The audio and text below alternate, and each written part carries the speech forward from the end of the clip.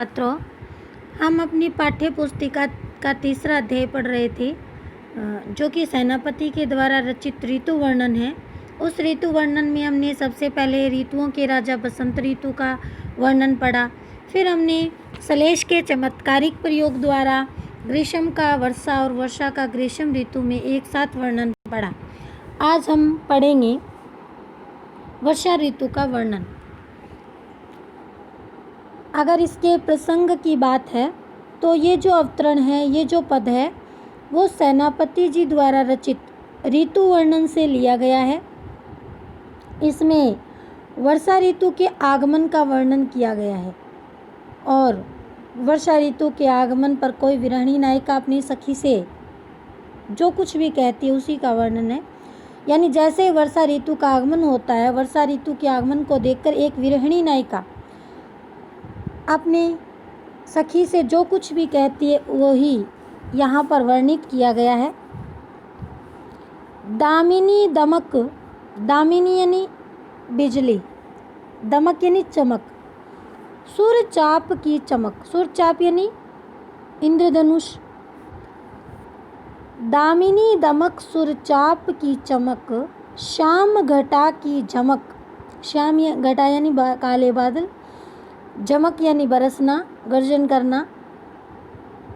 अति घोर घनघोर, घोर घनघोर यानी भयंकर, घटा का गिरना, गर्जना करना। विरहिणी नायिका अपनी सखी से कहती है कि हे सखी, सावन का महीना आ गया है, इसलिए बिजली चमक रही है।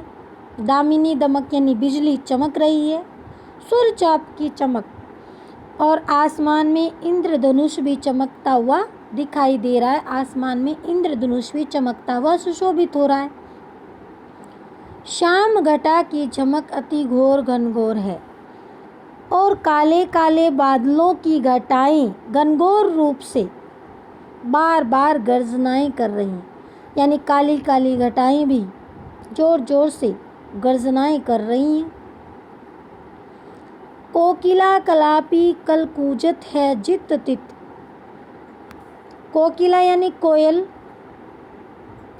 कलापी यानी मोर, कल यानी मधुर या सुंदर, कूजित यानी कूजना बोलना, जित तित यानी इधर उधर।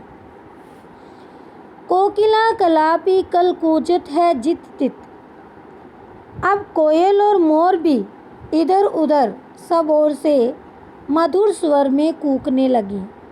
यानी बिजली चमकने लगी है, इंद्रधनुष की शोभा भी आसमान में दिखाई दे रही है, चारों तरफ काली घटाएं घनघोर गर्जना कर रही हैं और उन सबको देखकर कोयल और मोर भी इधर उधर सब ओर से मधुर ध्वनि करते हुए कूजते हुए दिखाई देते हैं, कूकते हुए सुनाई दे रहे हैं। सीकर ते शीतल समीर की चकचोरते, सीकर यानी जल की बूंदे, शीतल यानी ठंडी, समीर यानी हवा।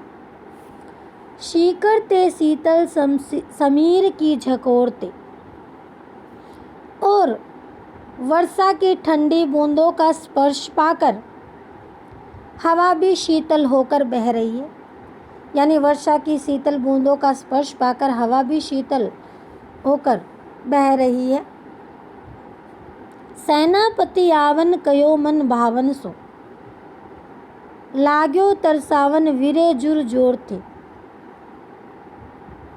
आवन कयो यानी आने के लिए कहा, मन भावन यानी मन को भाने वाले, तरसावन यानी तरसाना, व्यथित करना, दुखी करना, वीरे जुर यानी वीरे का ज्वार, वीरे रूपी बुखार, कि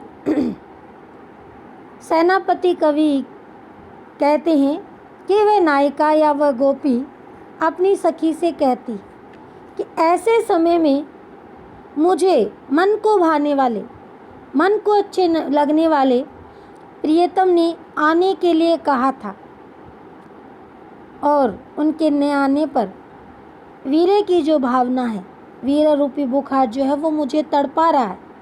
अर्थात प्रियतम के कारण मेरे वीरे का दुख, मेरे वीरे का संताप बढ़ रहा है, मेरे वीरे की भावना मुझे व्यथित कर रही है। आयो सखी सावन मदन सर सावन। मदन यानी कामदेव कि हे सखी सावन या वर्षा ऋतु का महीना आ चुका है और सावन या वर्षा ऋतु के आने से कामदेव की सरसता जो है वो मन में बढ़ रही है, काम की भावना जो है वो मन में बढ़ रही है। अर्थात सावन आने से प्रिय मिलन की भावना उद्दीप्त हो रही है, प्रिय मिलन की भावना जो है वो मन में उत्पन्न हो गई है। लाग्यो है बरसावन सलील चहु ओर ते। सलील यानी जल, और चारों ओर सावन जोरदार वर्षा करने लग गया है, चारों ओर पानी जोर जोर से बरसने लगा है। ये जो है वो वर्षा ऋतु के आगमन का वर्णन है, जिसमें कोई विरहिणी नायिका अपनी सखी से जो कुछ भी कहती है, वो कहती है कि सखी बिजली चमक रही है, इंद्रधनुष भी आकाश में चमक के साथ सुशोभित है, काले काले बादलों की घटाएं जो हैं वो घनघोर गर्जना कर रही है। अर्थात आसमान में बिजली चमक रही है, इंद्रधनुष सुशोभित है और काले काले बादल भयंकर गर्जना कर रहे हैं। कोयल और मोर भी इधर उधर मधुर स्वर में कूकते हुए सुनाई दे रहे हैं।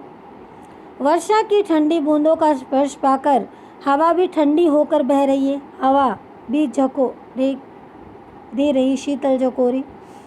सेनापति कहते हैं कि नायिका या गोपी अपनी सखी से कहती है कि ऐसे समय में मन को अच्छे लगने वाले प्रियतम ने मुझे आने के लिए कहा था और उनके न आने से विरह का जो ज्वार है, विरह रूपी जो बुखार है वो मुझे तड़पा रहा है। अर्थात प्रियतम के कारण मेरी विरह की भावना बढ़ रही है, मुझे दुखी कर रही है। कि सखी सावन या वर्षा ऋतु के आने से काम की भावना बढ़ रही है, सावन के आने से प्रिय मिलन की भावना मन में उत्पन्न हो रही है। सावन का महीना आ चुका है और सावन के महीने में जोरदार वर्षा हो रही है, चारों तरफ जोर जोर से पानी बरस रहा है। ये था सेनापति द्वारा रचित ऋतु वर्णन से लिया गया वर्षा ऋतु के आगमन का वर्णन, जिसमें विरहिणी नायिका के व्यथा और दुख का भी वर्णन किया गया। इसमें वर्षा ऋतु की प्रकृति का सुंदर चित्रण किया गया और एक नायिका के विरह को भी वर्णित किया गया है। धन्यवाद।